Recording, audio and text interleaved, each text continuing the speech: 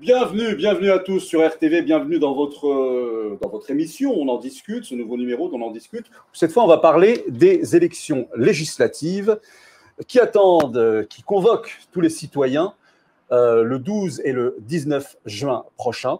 Pour en parler, à ma droite, Monsieur Abdeslam Hitache, vous êtes candidat à la députation, l'Alliance centriste. C'est ça, bonjour Nader Alami. Bienvenue. Merci à vous, merci pour votre accueil. Merci d'avoir accepté mon invitation. Alors, tout d'abord, ces élections législatives, qu'est-ce que c'est? À quoi nous sommes invités? Alors, tous les 5 ans, les citoyens sont invités à s'exprimer dans les urnes pour pouvoir choisir leur représentant à l'Assemblée nationale. Alors, pour beaucoup qui n'ont pas une vraie culture territoriale, le député, c'est celui qui soumet des lois ou alors qui s'oppose et qui pose des amendements. Le but, c'est justement de légiférer dans le sens, dans le bon sens et permettre justement de régler certaines inégalités et de faire avancer les choses et pas laisser la France, enfin notre pays, en situation de blocage. Alors, c'est-à-dire qu'on est là dans une démocratie donc représentative, les citoyens n'ont pas le pouvoir direct et ils passent par des gens qu'ils vont élire. Ce sont les députés qui siégeront à l'Assemblée nationale. Alors, ils ont un pouvoir direct, contrairement. Alors, on est dans un système bicaméral entre l'Assemblée nationale et le Sénat. Le vote indirect, c'est celui des grands électeurs. Pour le Sénat, là, pour le coup, il n'y a que les élus qui votent au sénatorial pour représenter, pour avoir leur sénateur. Et là, du coup, ce sont les territoires qui votent, ce sont les élus. Non, là, c'est un vote direct par circonscription où les citoyens sont invités à s'exprimer, à choisir le candidat qui les représentera à l'Assemblée nationale. Donc, c'est un vote direct. Et vous, personnellement, qu'est-ce qui vous a conduit à vouloir vous présenter? Vous savez, Nader Alami, je suis engagé en politique depuis l'âge de 15 ans. J'en ai 50 aujourd'hui, ça fait 35 ans. C'est le cheminement logique de toutes ces années d'engagement. Et vous savez, j'ai jamais eu de problème à laisser passer des personnes que j'estime à l'époque être meilleures que moi, ouais, qui étaient plus en phase justement pour nous représenter. Et ça ne m'a pas posé de problème. Bon, au bout de 35 ans, vous imaginez bien, j'en ai peut-être un petit peu marre de coller les affiches des autres et que je voudrais bien quand même avancer un petit peu et avancer mes idées et les défendre comme je le fais depuis toutes ces années. Alors justement, voyons un petit peu vos idées, Monsieur Abdeslam Hitache. Vous êtes déjà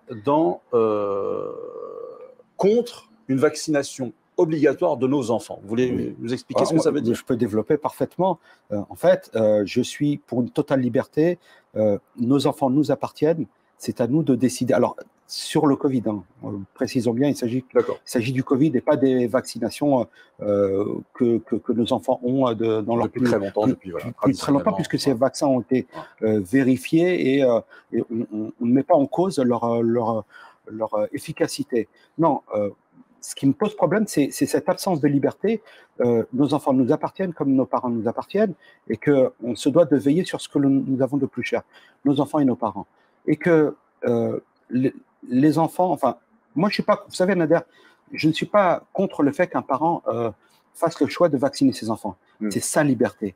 Et au nom de la liberté, moi je suis pour que ce soit les parents qui décident s'ils veulent vacciner leurs enfants ou pas. Parce que je le dis encore une fois, nous n'avons pas assez de recul sur ce vaccin. Et d'ailleurs, je vous rappellerai juste une chose.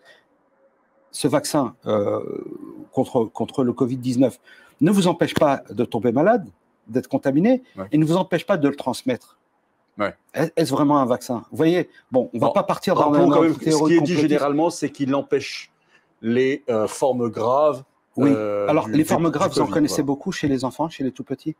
Moi, non. Voilà, vous avez répondu à la question. Moi, ce que je dis seulement, c'est que nous sommes les parents, nous avons la responsabilité de nos enfants et c'est à nous de choisir. Moi, je respecte, vous savez, si un parent décide de vacciner ses enfants, libre à lui. Je ne l'empêcherai pas.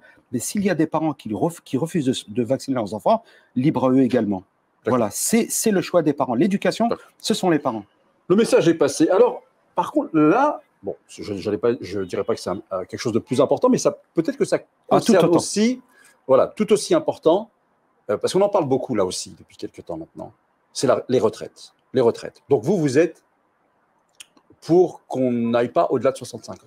Je suis contre une retraite à 65 ans. En fait, aujourd'hui, dans le système actuel, nous sommes sur 62 années et demie. Mais vous n'êtes pas pour une retraite à 60 ans? Vous êtes pour une retraite? Alors, je ne suis pas pour une retraite à 60 ans parce que, je vais vous dire, j'ai certains opposants, concurrents, qui vous font miroiter monts et merveilles. Donc les mélenchonistes. Non, mais ils peuvent même vous annoncer 50 ans s'ils veulent. Ouais. Vous voyez, ouais. Moi, vous savez, j'ai un devoir de vérité. Ouais. Et je m'interdis de mentir aux électeurs et de leur dire que plutôt que de promettre des choses que l'on ne tiendra pas, à savoir 60 ans, c'est maintenir et garder le système à 62 ans et trouver les moyens ailleurs. Vous savez, Nader Alami… Donc vous êtes pour 62 62 années et rien de plus. Et aujourd'hui, dans le système actuel de retraite, vous le savez, vous avez la possibilité de travailler, si vous le souhaitez, jusqu'à 65 ou 67 ans. Parce que tous les métiers ne permettent pas d'aller jusqu'à 67 ans. Mais il y a des fonctions de cadre qui vous permettent, et si d'aventure vous vouliez faire 2 années de plus, évidemment, vous sortiriez avec un peu plus d'indemnité. Mais je voudrais que vous m'expliquiez tout de même, parce que je ne suis pas technicien en la matière, mais pourquoi ce n'est pas possible 60 ans? Qu'est-ce qui ferait que ce soit inenvisageable? En tout cas, là, je ne parle pour aucun parti politique, je veux juste savoir, comprendre pourquoi 60 ans. Alors, 62 ans, c'est beaucoup plus envisageable que 60 ans. Parce que, si vous voulez reculer et du coup aller chercher l'argent qui sera beaucoup plus difficile à trouver, pose problème. Maintenir le système et aller chercher le différentiel entre 62 et 65 sera quand même beaucoup plus facile. Voilà, c'est tout. Moi, vous savez, Nader Alami, même si ça ne me plaît pas, et que je pourrais vous dire retraite à 50 ans, et ça plaira à tout le monde, et vous voyez, mais je n'ai pas envie d'être élu sur un mensonge. On a un devoir de vérité. Et les 60 ans, c'est juste, ce n'est que de la pure utopie. D'accord. Alors, vous êtes aussi, et là, c'est un thème qui m'est cher, pour qu'on construise une nouvelle université dans le Val d'Oise. C'est vrai que dans le Val d'Oise, nous, on connaît Cergy. Voilà. C'est ça. Une université à Cergy. C'est pas suffisant. C'est pas suffisant quand on est un enfant de Gonesse, de Goussainville, et que lorsque l'on prend les transports, lorsque l'on passe 1h30 le matin et 1h30 le soir, plus les 6 heures de cours par jour, vous vous rendez compte du nombre d'heures? On se retrouve à 9 heures. C'est juste pas possible. Et ça, c'est quand les transports fonctionnent. Vous voyez? Donc, c'est juste plus possible. Et vous savez très bien que ça joue sur le moral de nos étudiants, que d'avoir toutes ces distances à faire ça peut tous les jours. Les décourager. L'Est valdoisien a longtemps été dépourvu. Et c'est bien le drame. Et vous savez, l'actuel député, selon moi, n'a absolument rien fait pour défendre les gens de l'Est du Val d'Oise. Et c'est la raison pour laquelle je suis candidat. D'accord. C'est-à-dire que, et là, vous feriez pression sur l'État pour qu'ils mettent les fonds pour une deuxième université. Absolument. Et vous savez, et d'ailleurs, une réflexion est déjà portée sur… Vous savez que le projet EuropaCity avait été abandonné et qu'il y a pour projet d'amener le métro jusque-là. Ce terrain me semblerait être le plus adapté. Je ne dis pas qu'il sera forcément là, mais c'est une réflexion que l'on porte. Mais vous savez, ces propositions que l'on évoque, et on pourra en évoquer d'autres, d'abord, elle a fait l'objet d'une votation citoyenne. Vous savez, j'ai mis en place un QR code avec un slogan. Ah oui, le fameux QR code. Le fameux QR code. Alors. Avec un slogan tout simple: ne votez pas pour un programme, écrivez-le. Ouais. Je ne suis pas de ceux qui disent: écoutez, je sais comment ça fonctionne, je vais vous expliquer, asseyez-vous et écoutez ce que j'ai à vous dire. Non.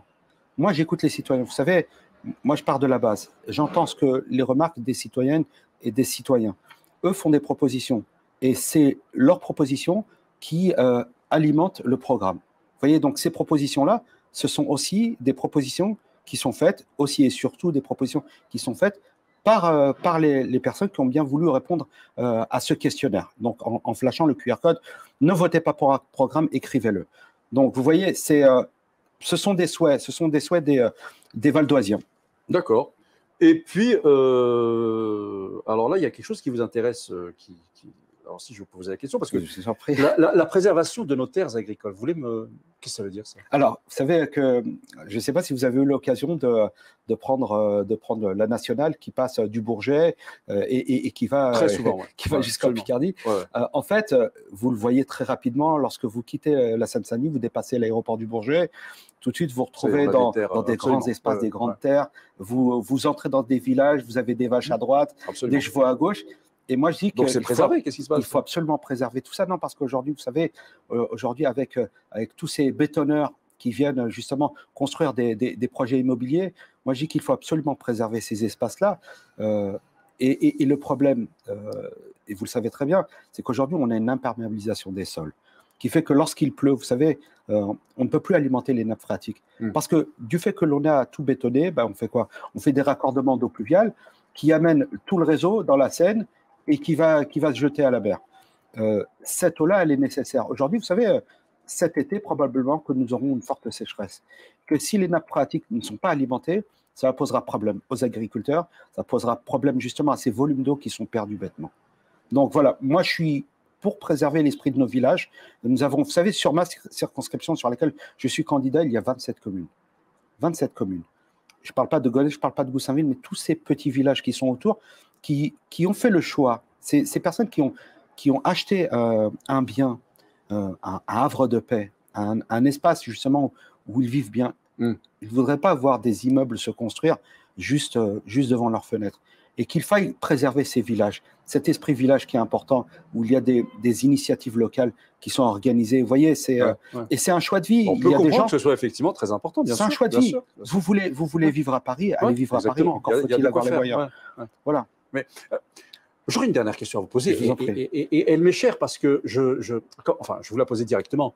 Comment est reçue votre candidature? Parce que quelqu'un qui est élu député, on le voit à l'Assemblée nationale, et je ne vois pas, peut-être que je me trompe, mais je ne vois pas beaucoup dans notre Parlement des gens qui ont un peu un prénom qui ressemblerait au vôtre, un nom de famille qui ressemblerait au vôtre, un faciès qui ressemblerait au vôtre. Je ne vois pas beaucoup de députés d'origine, dont les parents sont originaires du Maghreb, par exemple. Oui. Comment vous me l'expliquez ça? D'abord, comment vous le vivez ça? Alors moi, je vois pas de députés maghrébins, je vois que des députés français qui sont parfois et souvent. Oui, mais j'en vois qui sont peut-être d'origine bretonne, d'origine normande, d'origine. C'est très bien, mais je ne vois pas.